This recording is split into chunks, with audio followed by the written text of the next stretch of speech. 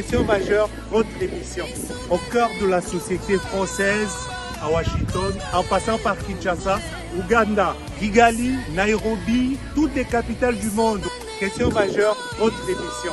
Nous allons à la source en vous donnant les preuves et les documents authentiques, les bonnes sources et les bonnes personnes. Question majeure, votre émission. Sans polémique, du vin nouveau dans des outres neuves. Tous les dimanches dès 20h avec Distingué KMB sur Exprima Média. Suivez-nous, abonnez-vous et partagez. Mesdames et messieurs, merci d'être déjà là. Sur Question majeure particulièrement, nous recevons Maître Pape, qui est l'avocat de l'éditeur du livre de Charles Onana, qui est poursuivi aujourd'hui par la 17e chambre correctionnelle du tribunal de Paris, qui est spécialisée en matière de diffamation. Nous avons fouiné et trouvé l'avocat de l'éditeur de Charles Onana. Maître, bonjour. Bonjour. Comment voudriez qu'on vous appelle particulièrement? Alors, comme vous voulez, hein, Maître Mbaye. Mbaye, c'est mon nom, comme vous voulez, ça m'est égal. Maître, aujourd'hui, nous sommes en train d'observer, d'assister à un procès intéressant pour le Rwanda, la République démocratique du Congo et l'opinion française internationale de manière générale. Quelles impressions vous avez? Je ne sais pas si c'est un procès qui intéresse le Rwanda ou pas. Le procès, c'était du 7 au 11 octobre. Alors moi, dans ce procès-là, moi j'avais un rôle. Hein. Moi, mon travail, c'était de défendre l'éditeur. Moi, j'étais l'avocat de la maison d'édition qui a édité le livre que vous connaissez, qui s'appelle, qui concerne l'opération turquoise. Donc moi, mon travail, c'était uniquement de défendre l'éditeur qui a été attrait devant le tribunal pour contestation de génocide. Voilà. Et vous défendez l'éditeur, la partie civile l'accuse d'être complice d'un acte qu'on appelle le fait d'être négationniste. Et vous le validez ou vous l'affirmez? Non, mais si vous voulez, lorsque vous attaquez un livre, un auteur, en général, l'éditeur est systématiquement également attrait devant le tribunal. Et encore une fois, c'est mon confrère Pierre Emmanuel qui défendait Charles Onana, qui est l'auteur, et moi je m'occupais de la défense de l'éditeur qui est l'artilleur. Voilà, c'est-à-dire représenté par M. Siriès. Voilà. Alors les accusations, c'est contestation de génocide, hein, bien évidemment. Cette qualification pénale a été contestée, tout simplement parce que le livre, encore une fois, portait sur l'opération turquoise. Et la particularité de cette affaire-là, comme vous l'avez dit, c'est que les parties civiles attaquaient le livre au motif qu'il y avait une contestation du génocide, ce qui n'a jamais été le cas. D'ailleurs, le livre, puisque vous-même vous avez assisté au procès, vous avez vu que les avocats se sont attachés à démontrer que le livre, à aucun moment, ne niait pas du tout le génocide des Tutsis. Jamais. Seulement, les parties civiles ont considéré que même le fait de prendre des précautions en disant on ne contestait pas, c'était la preuve qu'on contestait. Donc voilà la difficulté. Mais le livre lui-même contient 268 pages. Il n'y a pas de contestation formelle ou même non formelle du génocide. Seulement, le fait qu'il y ait des guillemets sur le mot génocide, le fait qu'il y ait également des précautions rédactionnelles qui avaient été prises par l'auteur, M. Charles Onana, faisait ces personnes croyaient pouvoir soutenir le fait qu'il y avait une contestation, ce qui n'a jamais été le cas. Voilà. Mais les guillemets, parce que utilisés, montrent la négation selon les psychologues, les linguistes qui sont venus. Vous ne trouvez pas qu'il y a eu intention?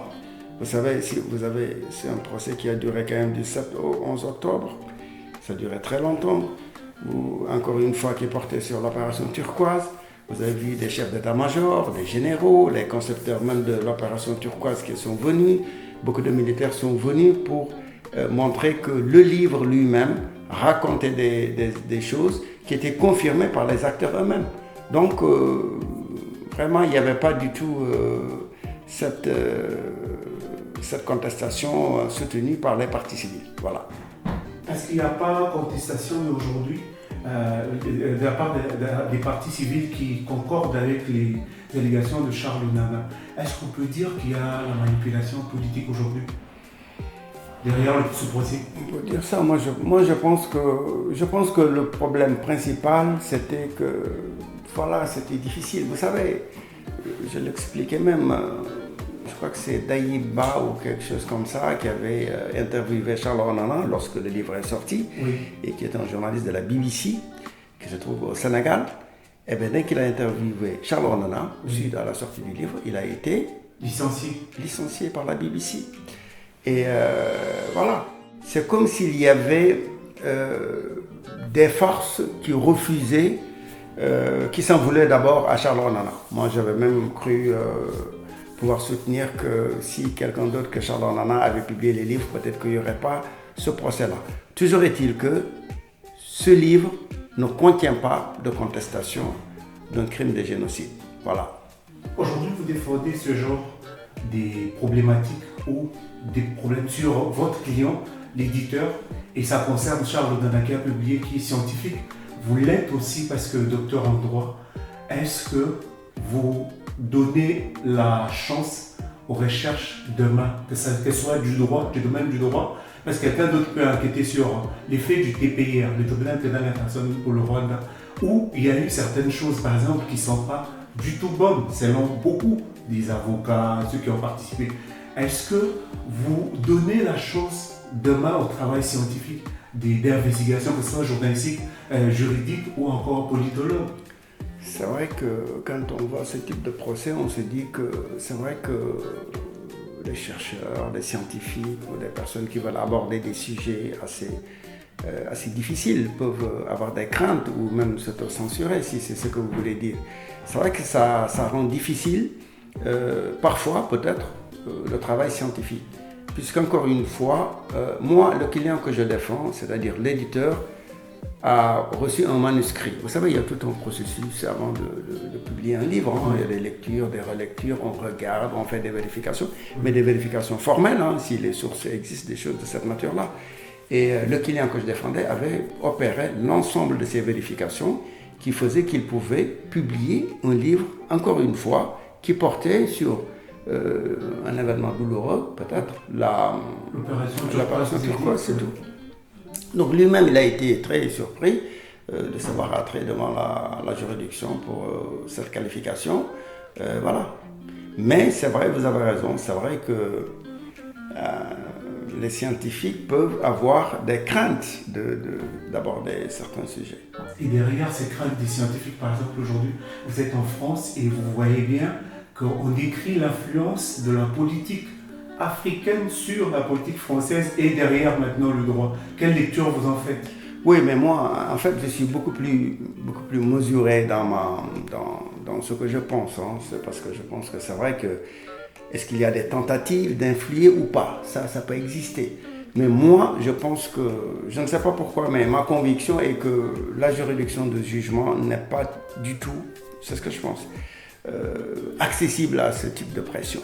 C'est la raison pour laquelle, et c'est là où je voulais finir, pour vous dire que au regard de tout ce qui s'est vu pendant ces 5 jours, au regard de ce que vous avez vous-même entendu, puisque vous étiez à l'audience, et que vous avez entendu également les réquisitions, qui n'étaient pas des réquisitions de certitude, ferme, qui montraient qu'il y avait vraiment cette qualification pénale existait. Donc je pense que la juridiction n'est pas accessible à ce type de pression. Que ça existe, c'est une chose. De là à ce que ça prospère, ça n'est une autre. Donc je pense que, voilà, sauf surprise, je ne vois pas comment, en tout cas, les personnes que nous défendons, mon client, pourraient être condamnées. Justement, vous portez les gants pour ne pas porter préjudice à la personnalité des juges ou jeter un discrédit. Et ce n'est pas aussi notre démarche non plus. Mais par contre, vous craignez quoi dans cette démarche contre votre client? Une fois encore, ce qu'on a dit tout à l'heure, c'est-à-dire que les gens s'autocensurent, c'est-à-dire que ça impacte sur la recherche scientifique, puisque vous ne pouvez pas comparer des choses. Donc maintenant, c'est parce que quand même la discussion a été très très très loin, hein. Parce que quand vous avez un auteur qui écrit plusieurs fois en disant « je prends l'ensemble des allégations comme établies, mais je me place du point de vue d'un chercheur et je discute les faits », et qui prend également la précaution de dire que je ne conteste pas le génocide. Après, si cette personne-là est poursuivie, c'est vrai que ça peut décourager des chercheurs dans l'avenir. Quels sont les scénarios possibles? Le verdict sera le 9 décembre prochain. Quels sont les scénarios possibles? Une condamnation, une relaxe. Moi, je pense à une relaxe. Une condamnation, une relaxe. Et si c'est une condamnation, elle serait par exemple dans quelle sauce aussi de votre expérience de la pratique du droit en tant qu'avocat? Moi, je me place dans l'hypothèse d'une relaxe, pas d'une condamnation. Voilà. Vous êtes déjà prenez l'angle de Non, je pense au regard des éléments du dossier. Je n'en sais rien. Personne ne sait quelle sera la décision qui sera rendue. Mais je pense que quand même, parce que j'espère tout simplement qu'il y aura une relaxe. Puisque je ne vois pas de condamnation, encore une fois. Dans le réquisitoire, vous étiez là. Vous n'avez pas entendu le parquet demander une peine, et ainsi de suite. Le parquet a dit tout simplement que qu'ils soient considérés, qu'ils ont fait la négation du génocide. Voilà, et ça, ce n'est pas une faiblesse du parquet, c'est parce que c'est la procédure, le dossier ne permettait pas, en tout cas, pour moi, il n'y avait pas une base très certaine pour aller vers une culpabilité, et voilà.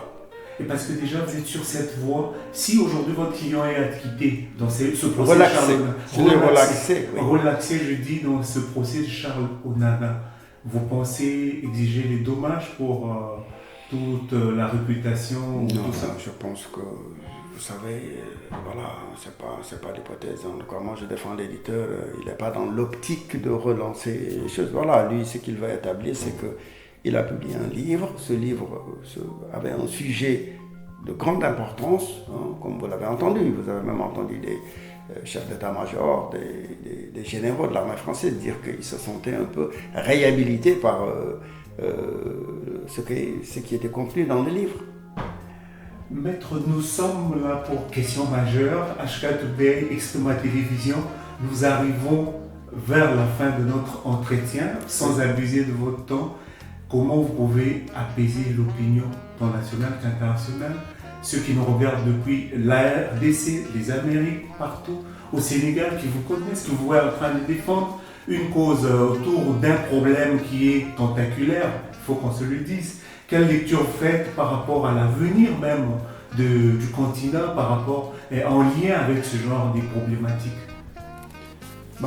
C'est très compliqué. Compliqué, vraiment. Compliqué parce que dans la région des Grands Lacs, il se passe beaucoup de choses. Et ce livre, justement, révèle beaucoup de choses autour de ça. Et c'est votre éditeur, votre client, qui est éditeur de ce genre de livre. Il n'allait pas au premier avec Charles. Moi, je vous dis,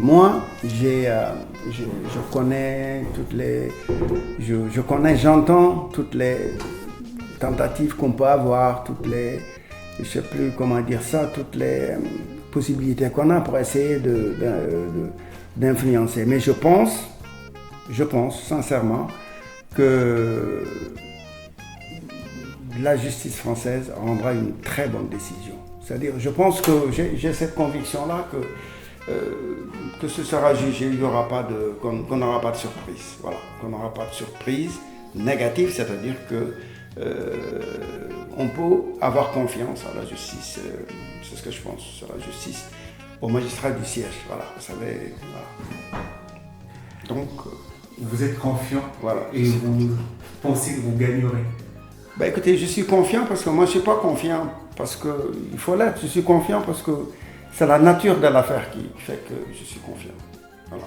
Quand on voit l'affaire, quand on lit les 668 pages du livre, quand on entend il y a quand même eu pas mal de témoins, vous avez vu, hein, c'était une vingtaine, hein, donc, et pas des témoins comme ça, de moralité, hein, des témoins qui étaient sur place, qui ont vécu des choses au Rwanda, qui viennent dire que ce qui est contenu dans le livre, parce que moi je ne reste que sur ça, était conforme à la réalité Voilà. Les faits étaient conformes à ce qui était vu sur place.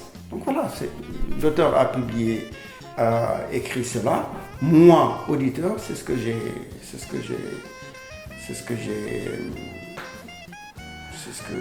publié. Nous sommes arrivés à la fin de cette émission. Ouais. Mesdames et messieurs, nous avons eu l'occasion de rencontrer l'avocat de l'éditeur du livre ou des livres de Charles Onana. Vous avez suivi cet entretien dans son cabinet, dans son lieu de travail, et nous vous remercions d'avoir suivi. Vous avez des questions, posez-les. Il est lucide, normal, confiant, et il pense que son client sera relâché. Nous vous remercions. Merci. Merci beaucoup.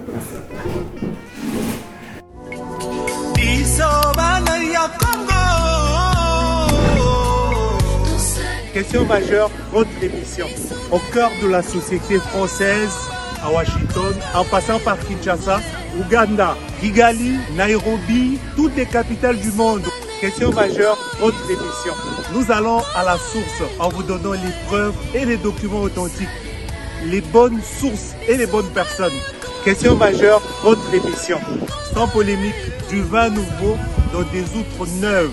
Tous les dimanches dès 20h avec Distingué KMB sur Exprima Média. Suivez-nous, abonnez-vous et partagez.